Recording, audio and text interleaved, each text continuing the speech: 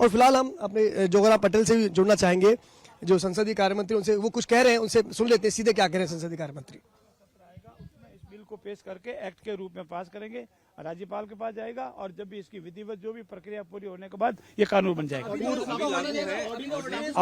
अभी लागू नहीं है, अभी इसकी कानूनी, अभी तो कानून रखने के बाद ही लागू होगा। अभी तो इसकी कानूनी प्रक्रिया पूरी होनी। आज कैबिनेट ने मंजूरी दी है, अब संबंधित विभाग में जाएगा, उसकी जो भी खानापूर्ति पूरी होगी, कानूनी प्रक्रिया पूरी होगी और फिर इस कंफ्यूजन ये है कि ये ऑर्डिनेंस मंजूर किया है या बिल मंजूर किया है? बिल मंजूर किया है, ऑर्डिनेंस मंजूर नहीं किया है। ऑर्डिनेंस जारी होता है, मंजूर नहीं होता ऑर्डिनेंस। ये बिल मंजूर किया है, नहीं बिल मंजूर किया है। अगर कहीं भी कहने में सुखने हैं तो इसको दुरुस्त कर दें।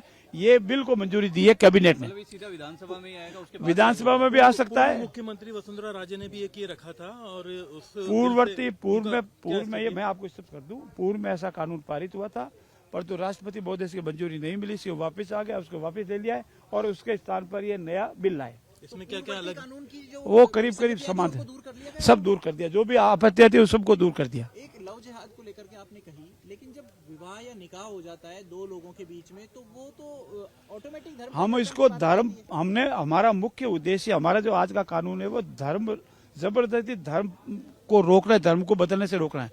धर्म का संबंधित हमारा उस लव जिहाद का तात्पर्य ये नहीं। अगर वो लव जिहाद के साथ लव एंड लिविंग रिलेशन में रहते हैं वो अलग विषय है, अगर वो और किसी करते हैं वो, लेकिन धर्म रूपांतरण धर्मांतरण जो करवा देता है उस धर्मांतरण को रोकने का ये बिल है।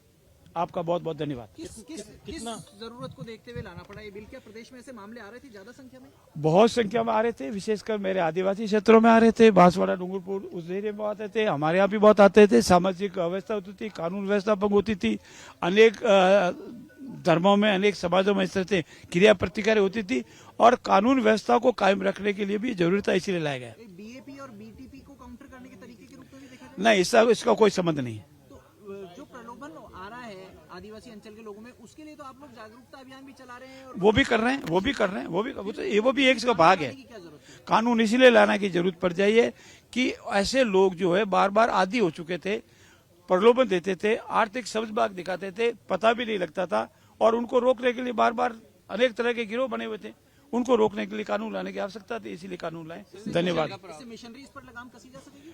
नहीं, मशीनरी का कोई अगर पाइस वर्क करता है तो उसमें कोई रोक नहीं है, वो अपना अच्छा काम करे, संविधान में उसको अधिकार है। लेकिन इस कानून के परिधि में आएगा तो कोई भी हो सजा पाएगा। का प्रावधान और बता दीजिए किस तरीके से? एक पहली बार करते हैं तो 1 से लगा करके 5 साल, मिनिमम 1 साल, अधिकतम 5 साल और 15,000 का जुर्माना। अगर दूसरी बार करता है तो उसे डबल सजा होगी और अगर कोई महिला है, नाबालिग है, तो उसके लिए 3 से 7 साल की सजा और 50,000 जुर्माना। और अगर कोई समूह के रूप में करवाता है तो 3 से 10 साल की सजा और 5 लाख जुर्माना। मंत्री जी, ये कह रहा हूँ, ये जो एजेंट हैं, दलाल हैं, इस प्रकार धर्मांतरण करवाते हैं, उनके खिलाफ क्या कार्रवाई है? देखिए, इसको कोई अलग से डिफाइन नहीं किया हुआ, वो समूह के रूप में आते हैं। जो भी धर्मांतरण करवाएगा, सक्रिय रूप से सहयोग करता है, अप्रत्यक्ष रूप से सहयोग करता है, उस सब की जांच के उपरांत अगर वो धर्मांतरण की रेफरेंस में आएगा तो उसको भी सजा मिलेगी।